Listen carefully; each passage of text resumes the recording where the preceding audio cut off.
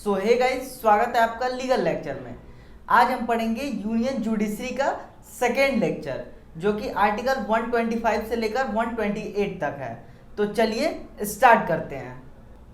Article 125 में कहता है कि हमारे सुप्रीम कोर्ट के जज हैं जो उनके सैलरी, पेंशन, एलेवेंसेस और प्रिविलेज, इन सारी चीज़ों के बारे में बताया है।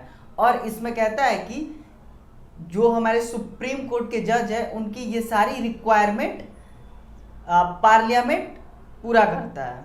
ठीक है, तो ये था हमारा आर्टिकल 125।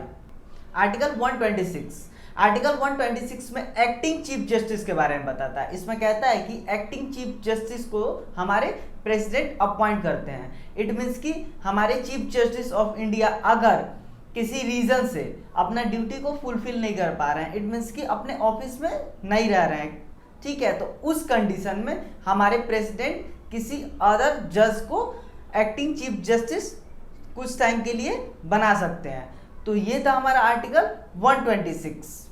आर्टिकल 127 में एडॉप्ट जज के बारे में बताता है।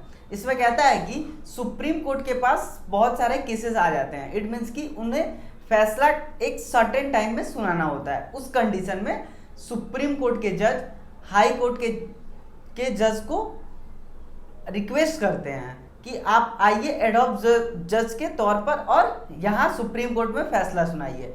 इसके लिए प्राय प्रेसिडेंट का कंसर्ट चाहिए और chief justice of high court का भी कंसर्ट चाहिए। क्लियर?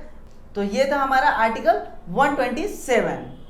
आर्टिकल 128 में रिटायर जज के बारे में बताता है। इसमें भी सेम कहता है कि सुप्रीम कोर्ट में अगर बहुत सारे केसेस आ जाते हैं, उस कंडीशन में सुप्रीम कोर्ट रिटायर जज को भी हायर करते हैं कि आप आइए और केस का सुनवाई कीजिए। ठीक है, इसके लिए भी हमें प्रेसिडेंट का प्राय कंसल्ट चाहिए एंड जो भी रिटायर जज होंगे उनका भी कंसल्ट चाहिए। तो ये था हमारा आर्टिकल 128।